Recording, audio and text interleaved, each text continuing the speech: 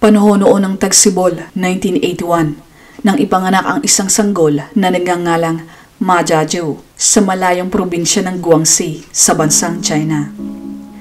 Mahirap ang buhay ng kanyang pamilya, tulad ng karamihan sa kanilang lugar. Nagtatrabaho sa bukid ang kanyang mga magulang at sa gabi naman ay tumatanggap ang mga ito ng plantsahin mula sa malaking kumpanya ng mga damit para kumita at nang mairaos ang kanilang pangangailangan. Si Ma Jiazhu ay may 3 mga kapatid, 2 babae at 1 lalaki na mas matanda kaysa kanya. Tulad nating mga Pinoy na galing sa mahirap na pamilya na nagsisighay na makapag-aral para sa magandang kinabukasan, gayon din ang paniniwala ng mga magulang ni Ma Jiazhu. Naniniwala sila na ang pag-asa ng pamilya para makaahon sa kahirapan ay ang makapagpatapos ng anak. Kaya naman, nang makita ng kanyang mga magulang na berde ang utak ng kanilang si Ma Jiazhu, pinag-ipunan nila talaga ang pag-aaral nito. Lagi kasi itong top-notcher sa kanilang klase nung ito'y nasa elementary pa at napakahusay sa subject na math. Bagamat hinahangaan siya ng kanyang mga kaklase dahil sa pagiging matalino, wala siyang mga naging kaibigan. Kahit nga sa kanyang mga kapatid ay hindi siya nakikipaglaro at walang naging kaklose. Lagi lang siyang mag-isa sa isang tabi, may kinukutkot o kaya naman ay nagbabasa ng kanyang paboritong kung fu novels. Ayon pa sa kanyang ina, si Ma Jiazhu lang ang hindi nakatikim ng palo sa lahat ng kanyang mga anak. Hindi dahil ito ay kanilang paborito, kung hindi, mabait kasi ito at masunurin. Napaka-responsable at hindi nila kailanman naging problema. Maliit pa lang ito ay alam na niya ang paghihirap ng kanyang mga magulang. Naalala pa ng kanyang ama ang isang pagkakataon nung ito ay 5 taon pa lang habang sila'y kumakain at ang ulam nila'y asin. Nagsalita si Ma Jiazhu ng ganito, "Hayaan mo ama, paglaki ko, magtatrabaho ako at mas masarap na ang magiging ulam natin." Napaluha ang kanyang ama nang marinig ang kanyang sinabi. Nang tumuntong ng junior high school, mas lalong pinagbuti ni Ma Jiazhu ang pag-aaral. Sumali pa nga ito sa national competition sa physics at nakakuha ng 2nd prize. Talagang proud na proud ang kanyang mga magulang sa kanya. Ang kanilang bahay ay puno ng mga nakadisplay na certificates at mga parangal na kanyang nakamit mula sa kanyang mga sinalihan. Pero noong tumuntong na siya sa senior high school, dito na siya nagkaroon ng problema. Bumaba ang kanyang mga grades. Masyado ng hectic ang kanyang mga schedule sa school at mas lumaki ang mga gastusin dahil sa paghahanda sa nalalapit nilang entrance exam. Maya't maya ang mga test. Papasok siya ng alas 7 ng umaga sa school at uuwi ng alas 11 ng gabi. Parang nakokorta na ang utak niya kaya hindi na siya pumasok at basta na lang naglayas. Natagpuan siyang palaboy-laboy sa kalsada at nang tanungin kung bakit siya naglayas, sinabi niya na gusto lang niyang makita ang dagat. Dahil dito, pinatawan siya ng disciplinary action ng school na naging maganda naman ang resulta. Nag-undergo din siya ng counseling at matapos ito, muli siyang nagkaroon ng gana sa pag-aaral. Nakapasa siya sa entrance exam na may mataas na score na 697. Hindi siya nakakuha ng pinakamataas, pero mataas pa rin. Sapat para mabigyan ng pribilehiyo na makapili kung ano sa pinakamagagaling na universidad ang kanyang gustong pasukan. Pinili niyang mag-aral sa Yunnan University at kumuha ng biochemistry. Ibinigay lahat sa kanya ng kanyang mga magulang ang kanilang ipon na nagkakahalaga ng 6,000 yuan. Siya lang sa kanilang pamilya ang makakatapak ng universidad at kauna-unahan sa kanilang lugar. Pero sadyang napakamahal ng pag-aaral sa universidad at talagang nakakapamulubi. Sabihin pa na isa ang Yunnan University sa pinakamagandang paaralan sa kanilang rehiyon. Kaya agad siyang naghanap ng trabaho para masuportahan ang pag-aaral. Hindi siya umaasa sa padala ng kanyang mga magulang. Alam niyang dapang-dapa na ang mga ito sa gastos.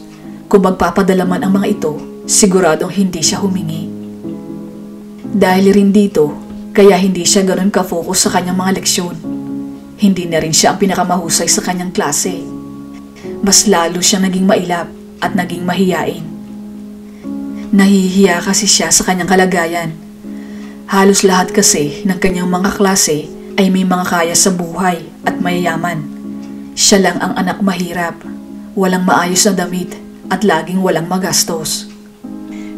May pagkakataon pa nga na pumasok siyang nakatsinelas lang. Wala kasi siyang maisuot na sapatos. Wala pa siyang ipon. Hindi din siya basta kumakain sa kantin hanggat marami pang estudyanteng kumakain. Nagpapahuli siya para walang makakita na kanin lang at mga sabaw-sabaw ang ino-order niya. Bagamat tahimik at parating nag-iisa, hindi ito ang talagang gusto ni Majaju. Ang totoo, gusto niyang makipagkaibigan, magkaroon ng mga kabarkada, pero ilang na ilang siya at hindi niya alam kung paano makihalubilo. Sinubukan niya minsan na makisali ng larong basketball, pero ang problema nang masiko siya, bigla siyang nagalit at sinamaan ng tingin ang nakasiko sa kanya. Magmula noon, wala nang gustong makipaglaro sa kanya at iniiwasan na rin siya. Kaya ngayon, pirmi na lang siya sa loob ng kanyang kwarto kapag walang trabaho o walang pasok. Pero meron siyang isang roommate na kanyang naging kaibigan. Ang kanyang nag-iisang kaibigan sa buong buhay niya. Siya si Xiao Richie. Galing din ng probinsya si Xiao at tulad niya, iginagapang din ng magulang ang pag-aaral. Palakaibigan ito at maraming barkada. Si Xiao ang naging daan para maging kaibigan din ni Majaju, ang isa pang estudyante na si Gongbo. Magmula noon, lagi na silang makikitang tatlo na magkakasama. Kaya lang, umiiral pa rin ang pagiging mainitin ng ulo ni Majaju at meron talaga itong ugaling hirap makibagay. Kaya nagsimula ng dumistansya ang dalawa ni Xiao at Gongbo sa kanya.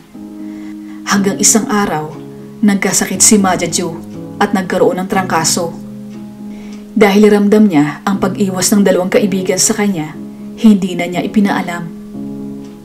Isa sa kanyang mga kadorm na nagngangalang Lin Feng ang nakapansin na lagi siyang nakahiga at matamlay. Nang malaman nito na may sakit siya, nagpresenta ito na ibili siya ng gamot at dinalhan pa siya ng pagkain. Makaraan ng isang linggo, umigi na ang pakiramdam ni Majaju at nang magkausap-usap uli sila ng kanyang dalawang kaibigan, nabanggit niya na nagkasakit siya. Humingi ng paumanhin si Xiao at Gongbo sa kanya dahil hindi siya natulungan. Hindi kasi nila alam. Dahil dito, muli silang nagkabati at bumalik sa dati ang kanilang samahan. Hanggang sa dumating ang gabi ng February 2004. Naglalaro silang tatlo ng baraha sa kanilang kwarto kasama ang iba pang estudyante nang akusahan ni Xiao si Majaju na nandadaya. Sa buong oras kasi na naglalaro sila ay puro si Majaju na lang ang nananalo. Alam ni Xiao na nandadaya ang kaibigan dahil mahusay itong mangipit ng baraha. Nagsalita ito ng, "Hanggang dito ba naman, mandadaya ka? Napakatuso mo talaga. Kaya hindi ka kinumbida ni Gongbo sa birthday niya eh. Sama kasi ng ugali mo." Nasakta ng gusto si Majaju sa sinabi ni Xiao. Totoo kasi, siya lang ang bukod tanging hindi inimbita ni Gong sa birthday niya. Samantalang sila ang talagang magkakabarkada. Lalo itong nagitngit sa galit. Sinulyapan sila ng matalim at saka walang imik na umalis at ibinagsak ang pinto. Nang marinig ito ni Gongbo, hinarap nito si Xiao at sinabing, "Ba't pati ako dinamay mo?" Samantala, ng gabing yun, hindi nakatulog si Majaju. Nagpupuyos pa rin siya sa galit. Hindi niya mapapalampas ang ginawa ni Xiao na pambibintang sa kanya, pati na ang pag-ulit nito tungkol sa birthday ni Gongbo. Eh ano ngayon kung hindi siya imbitado? Hindi ko sila kailangan. Mga nila. Talagang pinagkakaisahan nila akong dalawa. Dala ng matinding poot, nagplano siya kung paano makaka-resback kina Xiao at Gongbo. Pinag-aralan niyang mabuti ang kanyang magiging hakbang. Ang una niyang ginawa ay mag-research kung ano ang pinakamainam na armas para gamitin sa pagligpit sa dalawa. Yung hindi masyadong makalat kapag ginamit. At ang resultang lumabas sa kanyang pagre-research ay martilyo. Kaya bumili siya nito. Bumili din siya ng malalaking plastic bag, masking tape, at gumawa din siya ng faking ID para gamitin sa kanyang pananaguan. Itataon niya ang kanyang plano sa parating na Spring Festival. Pero nang dumating na ang araw na pinaghahandaan ni Majaju, napag-alaman niya na pansamantalang makikikwarto sa kanila sa gabing yon ni Xiao, ang isa pang estudyante na nagngangalang Tang Shuli. Ngayon, sa ayaw at sa gusto niya, ay mapipilitan siyang ibilang si Tang sa kanyang mga ililigpit. Kung bakit naman kasi ngayon pa ito nakitulog sa kanila. At 13 ng Pebrero, habang natutulog si Tang, inatake siya ni Majaju ng martilyo sa ulo ng ilang beses. Pagkatapos, isinilid niya sa plastic ang katawan nito bago ito itinago sa loob ng aparador. Kinabukasan, bumalik na si Xiao sa dorm nila mula sa kanyang part-time na trabaho. Habang nasa banyo at naguhugas ng paa, nilapitan siya ni Majiju habang nakatalikod at doon ito hinataw din ng martilyo. Kasalukuyan siyang abala sa paglilinis at pagpupunas ng sahig nang biglang pumasok sa loob ng kwarto nila ang isa pang estudyante na nagngangalang Yongka. Nakita nito ang crime scene at nagulat sa kanyang nasaksihan. Nandun lang sana siya para maghanap ng makakalaro sa tong-its, pero mga sirit ng tubo ang bumulaga sa kanya. Nasa maling lugar si Yongka at eksaktong oras, kaya walang pagpipilian si Majaju kundi iligpit din ito. Ginawa din niya dito ang ginawa niya sa dalawang nauna. Ngayon ay si Gongbo naman ang kanyang isusunod. Pinuntahan niya ito sa kanyang kwarto at inayang maglaro ng baraha sa kanilang dorm. Pinapasok niya muna si Gongbo at habang nakatalikod, walang habas niya itong inatake ng martilyo sa likod. Tapos na siyang maglinis at naiplastik na rin ito, pero hindi pa niya ito naipupwesto sa loob ng aparador. Nasa gilid lamang ito ng kama nang biglang dumating ang isang tao na hindi niya gustong makita sa mga oras na yon. Si Lin Feng, nakadungaw sa kanilang kwarto at tinatanong siya kung bakit nasa dorm pa siya, kung hindi ba daw siya uuwi sa kanila sa festival. Sa takot na makapasok ito at matuklasan ang kanyang ginawa, nag-imbento siya ng kwento at agad itong itinaboy paalis. Nakahinga siya ng maluwag nang isara nito ang pinto. Mabilis na siyang kumilos at inilagay na sa aparador ang kanyang huling biktima. Bago isusi, binatbat niya muna ng plaster ang pinto ng aparador at saka isinukbit ang kanyang mga gamit at saka mabilis na tumakas. February 23, 2004, nang muling magbukas ang klase, pero hindi pa rin bumabalik ang 4 na lalaki sa kanilang dormitoryo. Hanggang sa unti-unti ay nagsimula ng sumimoy ang masangsang na amoy mula sa dorm 317, ang kwarto ni Xiao at Majaju.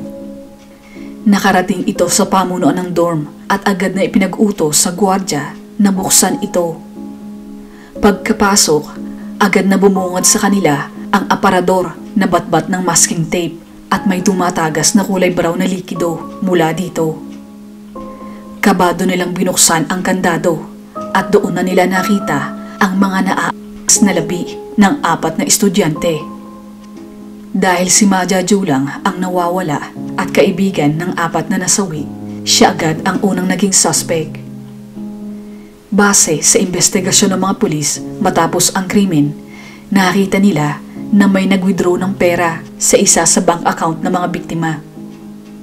Nakuhanan ito ng CCTV at tumutugma ang itsura ng taong nag-withdraw sa itsura ni Majaju. Agad na nagpaskil ang mga otoridad ng mga litrato ni Majaju sa loob at labas ng Yunnan Province. Ngayon ay wanted na ito at 400,000 yuan ang reward sa sino man na makapagtuturo sa kinaroroonan nito. Sa laki ng gantimpala, marami ang nagkukumahog na matsyempuhan si Majaju. 3 linggo pa ang nagdaan nang isa sa mga residente ng Hanan Province ang nakapagtip sa mga pulis sa kinaroroonan nito. Nahuli siya at muling ibinalik sa Yunnan at doon nilitis. Marami ang hindi makapaniwala sa tindi ng krimen na ginawa ni Ma Jiaju. Sino mag-iisip na sa loob pa ng paaralan ito mangyayari at isang estudyante pa na nagsisikap na makapag-aral ang suspect. Kahit pa sabihing may ugali din si Ma Jiaju, kahit kailan hindi ito nagpamalas ng pagiging bayulente simula pagkabata. Sa halip, tahimik lang ito at mahilig mag-aral at may mga pangarap.